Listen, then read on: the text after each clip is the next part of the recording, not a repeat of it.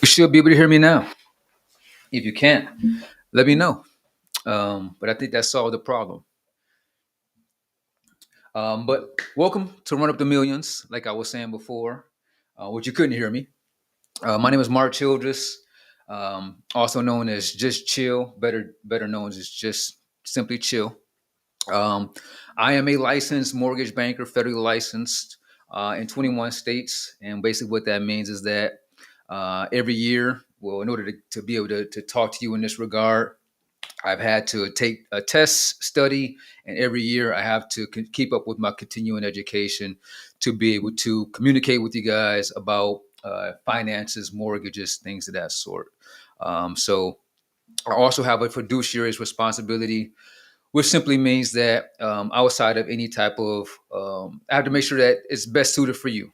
Basically, no matter what we're doing, if it doesn't fit your need, I'm one of integrity to make sure I let you know, hey, this don't make sense. No matter how bad you might want it, I want to let you know, hey, it doesn't make sense. And from there, if you still want it, then hey, that's on you. Um, Also, I am also a HUD certified counselor. So if you guys have questions or issues with regarding to like landlords or rent or anything that's unfair practices in that regard, I'm able to assist with you on that as well. Shout out to the good people over at Fly Exports for the shirt. Aim higher. No, don't just aim high, but aim higher. You could pick up some merch from them, and we will actually be having some merchandise coming soon for the Run of the Millions, so you guys can grab some of that as well. Now, this is not a financial show. Just to make sure I give y'all that premise, I don't think this is like a financial freedom show, because I don't think that there's ever going to be a time that we're truly financial free. Like, we're always going to have to pay some form of bill. We're always going to owe somebody, even if your house is paid off. You still got to pay taxes. You still got to pay insurance. That just does not change. All right. So last week, just to dive into it, we talked about what is credit, right? In a sense, credit is your ability to borrow somebody's money and to be able to pay it back on time. Quite frankly, we talked about there's three bureaus: Equifax, TransUnion, and Experian, and the range of your scores goes from 300 up to 850. We talked about statement date versus the due date, and the score makeup, like what that the categories that pertain to your score. So we have the payment history, utilization, credit history, your credit mix, and your inquiries. So payment history is your biggest, which is 35%. Being on time, making the payments on time, that's 35% of your scores make up. And that's actually what we're going to be talking about here tonight. Your payment history, late payments, and the impact that it can have on your credit. So when I first started my credit journey, it had to be about a little over 10 years ago now. And what caused it was, just like everybody else, finances. The finances just wasn't there, and I ended up hitting a hardship. And my dad always told me that no matter what's going on, you got two bills that you are never late on: your car payment and your house note or your rent. You know what I'm saying? So with that, the other bills, they took a toll. You know what I'm saying? It was my student loans. I had student loans at the time. I was super late on those, probably like 90 days. And then I think I had like a credit card that ended up being late, and that dropped my score down into like the 500s. And that was like I was going to be moving at the time, shortly after. All that happened, and I knew I needed to like really get a hold on uh, the payments and getting a hold on my credit. So that's kind of what started my credit journey. And in doing so, I was able to get everything caught back up. I think I ended up taking out like I did a 401k loan. So I drew on my 401k, paid all that stuff up or off, and that was like the way that I started rebuilding my credit. I had a car note at the time, and I was like, man, I'm just gonna pay the car note off, and that's gonna help my credit go up too. And it didn't. It actually hurt my score paying it off, but that's just part of the game. Anyway, so the late payments, like we all get hit with life. where the finances isn't where we want it or need it to be. You have that unexpected expense, and or things just kind of come up as you see. Things are a lot more expensive nowadays, obviously. So we have to sometimes pick and choose on who gets paid, who doesn't, robbing Peter to pay Paul. Now, when it comes to your credit, having that late payment, your late payment is simply any payment that's not paid within 30 days of within the month, basically. So if your payment date is due on the 15th and you made the payment on the 16th, cool. You you avoided having to have the late payment on your credit. You still get the late payment on the credit card or whatever the account is for paying late. You still get that fee, but you don't have the late payment hitting your credit. And when it comes to late payments on your credit, one late payment can have an impact on your score of up to 100 points. So imagine, I think my score was like in somewhere in the 700s at the time before having to have those late payments or before having to miss those payments. And then having to miss all those payments concurrently um, really tanked my score. Now there's generally three categories that your late payment will fall in. It'll fall in either 30 days late, 60 days late, or 90 plus days late.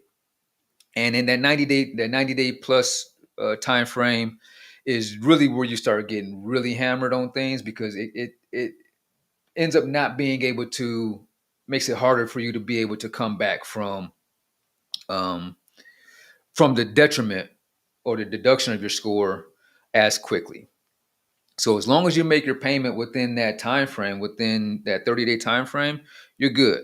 And in order to catch up, let's say you are 30 days late. All right.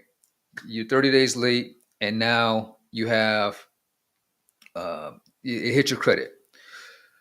So you make your payment on, let's say, the first. Now you still have to make that second payment within that same time frame, within that 30 days, to avoid having another late payment. So if you make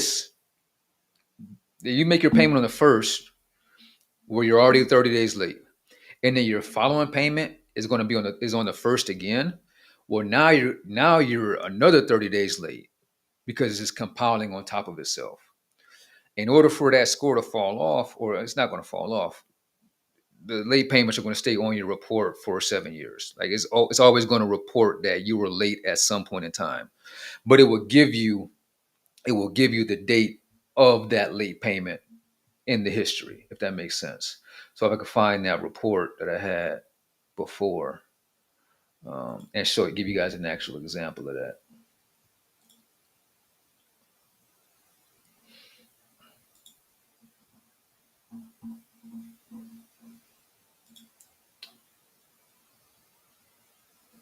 Okay, so here we go.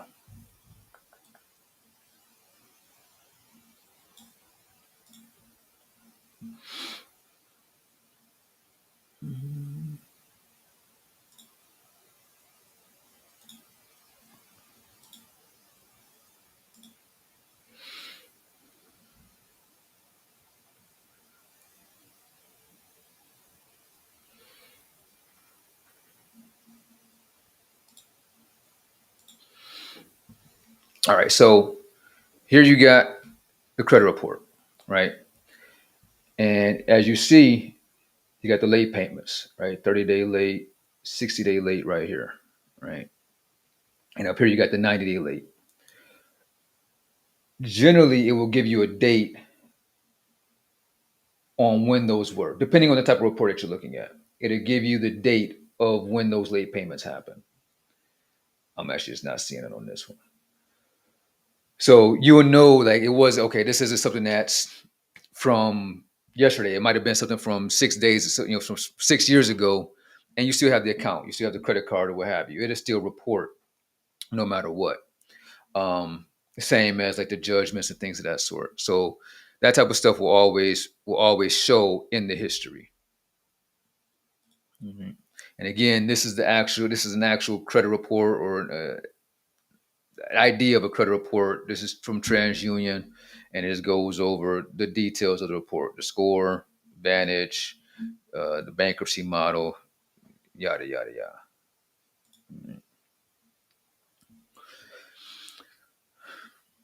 So, like I was saying, that one late payment can equal up to 100-point drop in your credit score.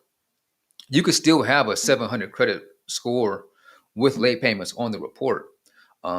Like I mentioned, the late payments will remain on your report for 7 years from the delinquency date. All right.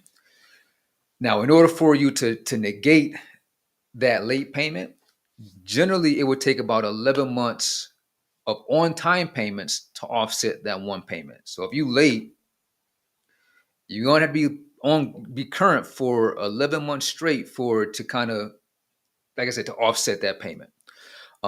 If you're going to be late and you know you're going to be late again, you're going to be late again. There's some ways that you can try to avoid being late, such as changing the due date. So you reach out to your creditor directly and ask them to change the due date. You can set up the automatic payments.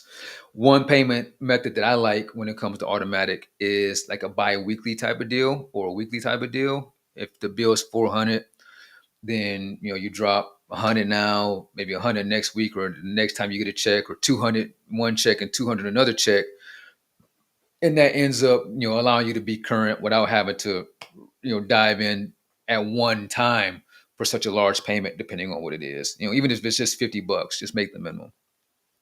And then you can always try to talk to whoever it is about other options. When it came to my situation with my student loans, they always say, "Oh, just defer them. You could defer your student loans."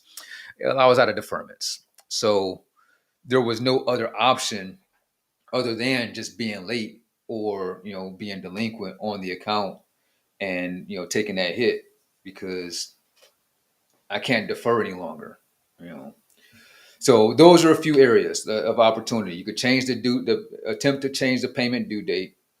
Some creditors will work with you in that regard to make the payment. Be able to make the payment at another time.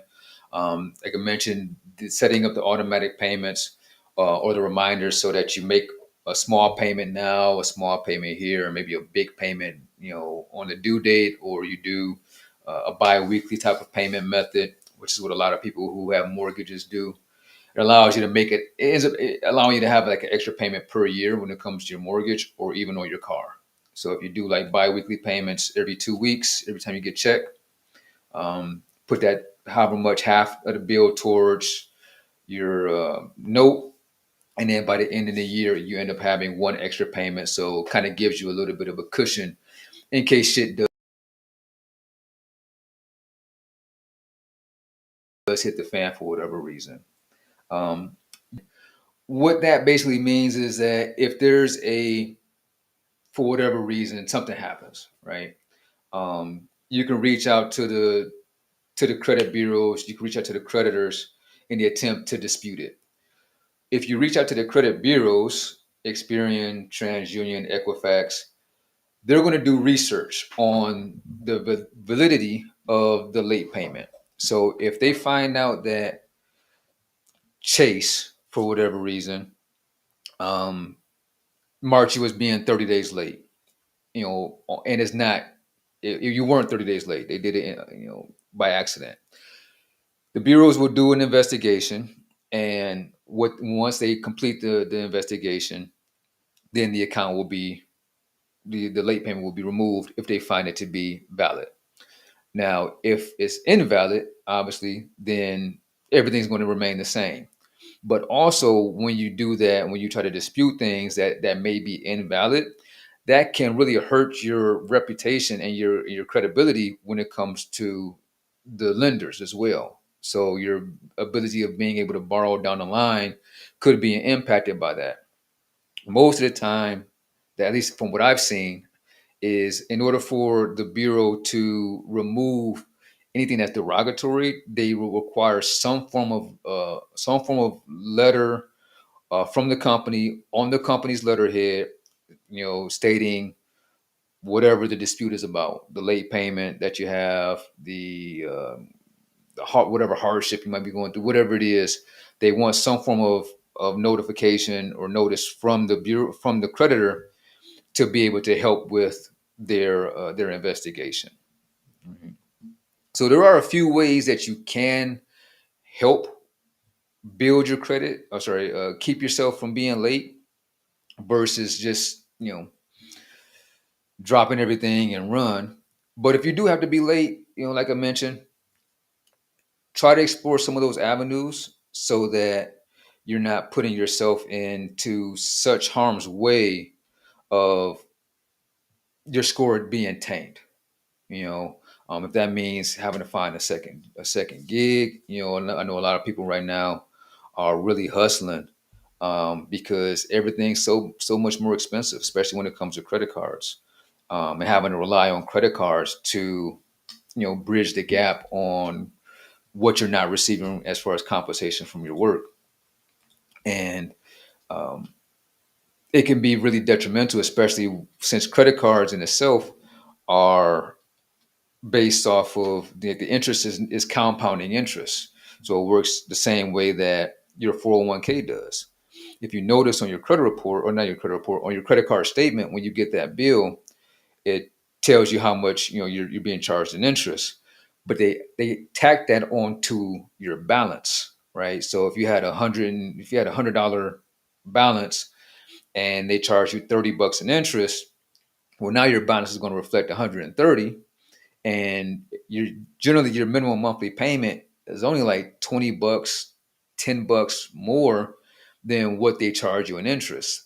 And they do that on purpose because most people will just make the minimum payment, and the next thing you know, now their balance is at 110. Now they charge another $30. Now the balance is at 140, and they pay $40 minimum payment. And now the balance is at 150, and it's just constantly increasing because of the compounding interest that they're throwing on top of your actual balance, versus a simple interest account like your car note, personal loan, mortgage, where when you make that payment, the payment includes the interest, but it's not getting tacked on to your actual balance when it's all said and done. Hopefully that makes sense. But if it doesn't, again, credit cards are compound interest. Personal loans, car notes, mortgages are simple interest. So your balance isn't increasing just based off of the fact that they're charging you interest for you using the account. One good key for using your cards. Let's say you're brand new, you're starting off, and you're just now using your card. Beautiful. Use it, pay it off. Like, that's the simplest thing. Use your card for whatever you're going to pay cash for. And once you're done with using it, whether you're getting gas, you're buying a stick of gum, whatever it is, once that transaction goes through, make that payment. That's the best way to try to stay ahead of the game when it comes to your credit, because it's just a matter of time. It's not a matter of if life is going to happen. It's always a matter of when life is going to happen. And generally, when life happens, it happens in threes. Um, Either for myself, it was the washing machine went out, the refrigerator went out, the washing machine went out, got to fix or repair to replace one of them. The refrigerator wasn't making ice or whatever happened, so I had to fix the refrigerator. And then there was something else that happened, like the garage door broke or something like that. And so when those three things happen, and they usually happen back to back to back, you find yourself in a position of, like, oh shit, how do I take care of this? And those are the balances that end up staying on your report, because washing machines and refrigerators ain't cheap, you know. Um, and that's when you really got to make sure that your finances and your spending habits, are strong. I don't recommend getting credit cards if you have poor spending habits. If you're the type of that just, you see it, you get it, with no plan, or no rhyme or remorse recourse of how to pay it back. um, I don't recommend getting a credit card. I would recommend more you get a personal loan than a credit card, in that scenario, simply because you get that lump sum cash and it's simple interest. You know what the payment is going to be every single month. Your balance can't increase because of you seeing something. You get the cash. Once that cash is gone, it's gone. And plus, having a personal loan actually it does help when it comes to establishing your credit, because, like we mentioned last week when we spoke, one of the four categories, one of the four types of accounts that you want to have is a short-term loan. So you want to have two credit cards. You want to have a short-term loan that's anything 3 years or less. You want to have a long-term loan, which is anything that's 3 years or more. Personal loans come in both short and long term. It just depends on how much of a payment you want to have when it's all said and done. Um, so hopefully this helps. Hopefully I gave you a little bit of insight on how to avoid the late payment aspect.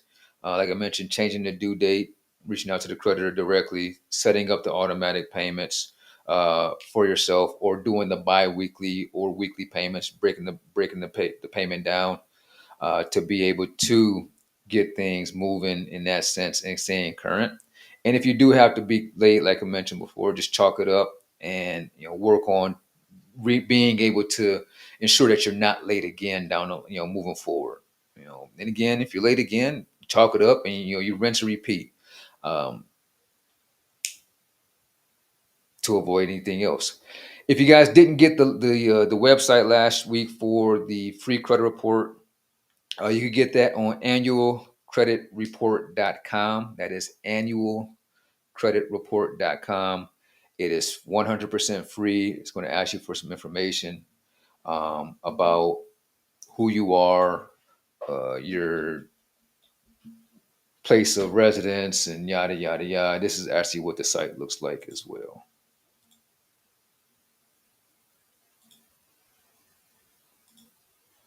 This is the website.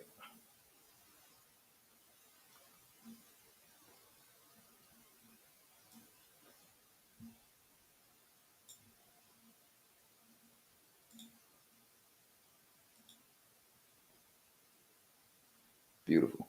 So check that out. Make sure that you are tapping into your actual report. You know what's on there. And if you want somebody like help you out when it comes to reading the report or knowing what's going on the report, by all means, reach out to me. My information is on here somewhere. Um, and IG, you can always make a chat, comment in the YouTube or on the Facebook group if you're not in the Facebook group. And I want to make sure we get any questions answered for you guys to put you in the best spot possible on getting this thing taken care of. All right. So in the meantime, if y'all do have any questions, like I said, reach out, hit me up, and we'll do this again next week. Next week we will be talking about the actual utilization. So ways to keep your utilization down on your report, and maximizing those scores from there. Till then, see you in the next one.